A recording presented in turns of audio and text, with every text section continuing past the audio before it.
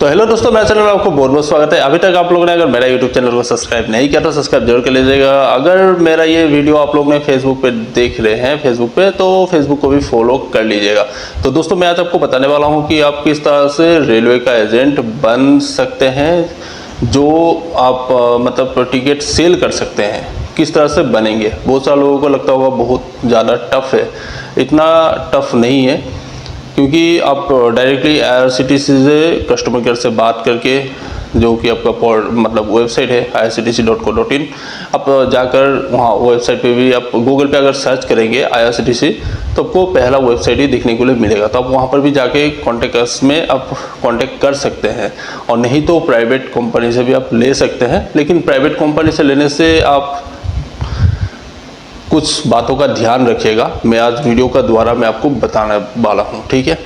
तो आप कुछ बातों को ध्यान रखिएगा। वो बात क्या क्या रहा, पहला नंबर हो गया आपको कमीशन कितना देगा, क्योंकि स्लीपर पे लिखा हुआ रहता है। जो टिकट प्रिंट करता है जो भी व्यक्ति, मैं भी प्रिंट करता हूँ, तो 20 रुपया लिखा हुआ रहता है एजेंट सर्विस चार्ज।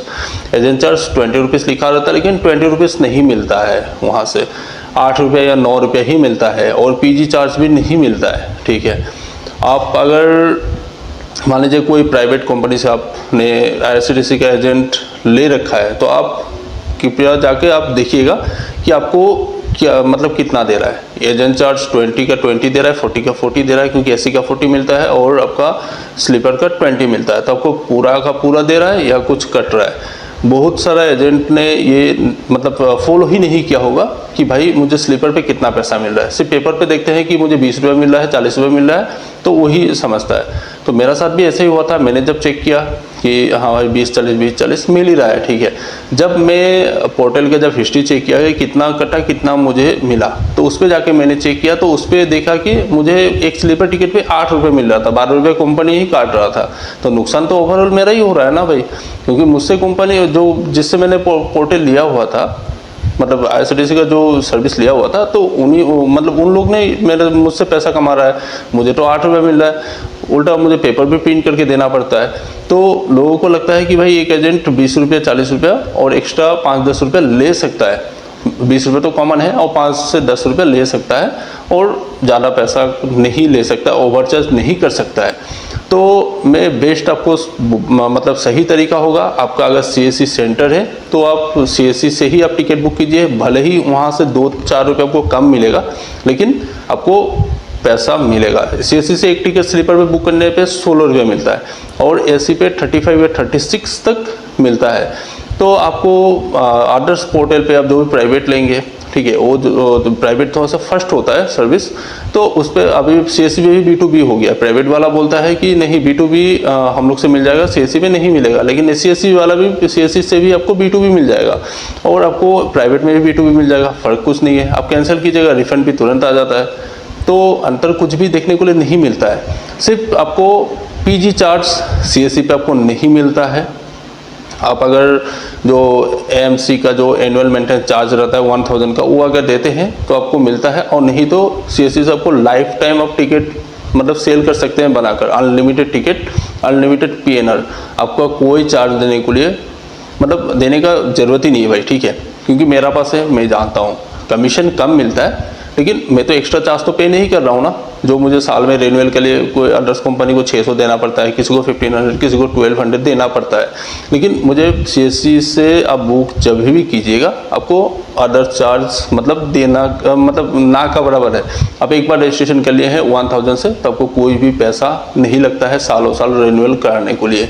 हाँ, आप अगर एडिशनल मान लीजिए आपको अगर अदर्स मान लीजिए आपने एक टिकट बुक किया, आपको पूरा वैली चार्ज जो भी 100% मिलना चाहिए, वो अगर आपको चाहिए तो आपको तो पैसा देना पड़ेगा। PG चार्ज का कुछ मतलब हिस्सा चाहिए आपको, 20% या 25% चाहिए, तो भी आपको कुछ पैसा तो आपको देना पड़ेगा, जो AMC बोला जाता है, एनुअल मेंटेनेंस चार्ज का हिसाब से। आपको अगर वो नहीं लेना है तो आप छोड़ दीजिए, 1000 से आप करा लीजिए, लाइफ टाइम आपका फ्री रहेगा CSC से, ठीक है।